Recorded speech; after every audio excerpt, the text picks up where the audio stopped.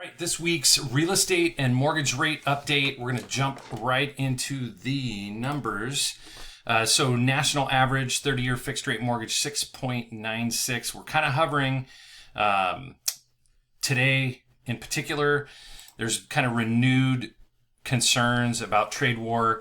The U.S. is saying that China defied the agreement that they were that the trade agreement that they had gotten into with the U.S. and then China retorted and said that we didn't abide by the trade agreement. So the market's kind of feeling that there's kind of renewed trade war challenges, and so if the tariffs were to go up, then we could potentially see inflation. And because of that, mortgage bonds aren't faring well.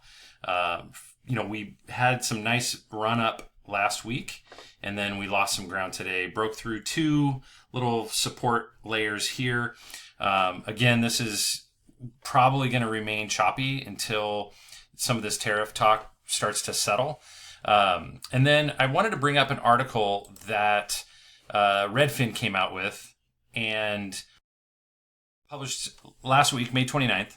It says U.S. housing market has nearly 500,000 homes more sellers than buyers. 500,000 more sellers than buyers, and that home prices are going to fall. This is so sensationalized, it's unbelievable.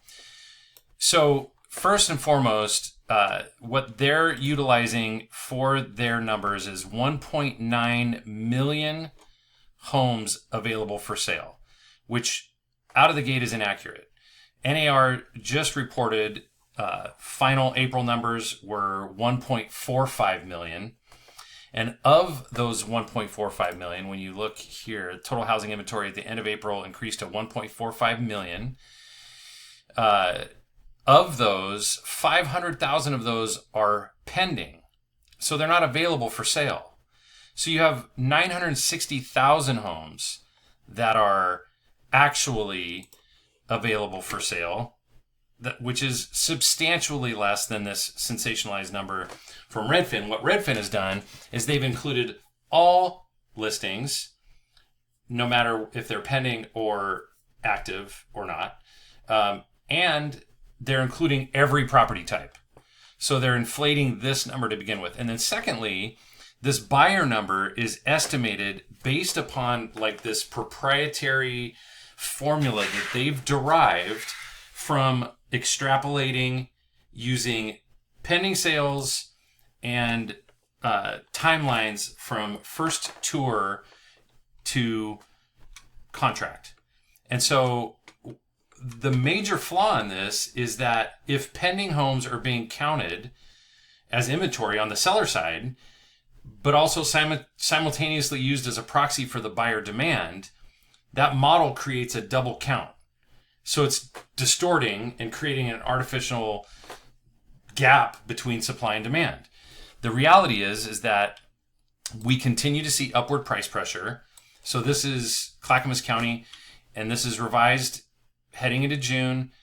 I think first quarter, we saw a median home price in Clackamas County was $618. Now it's moved up to $626. We're looking at 5.7% average appreciation per year.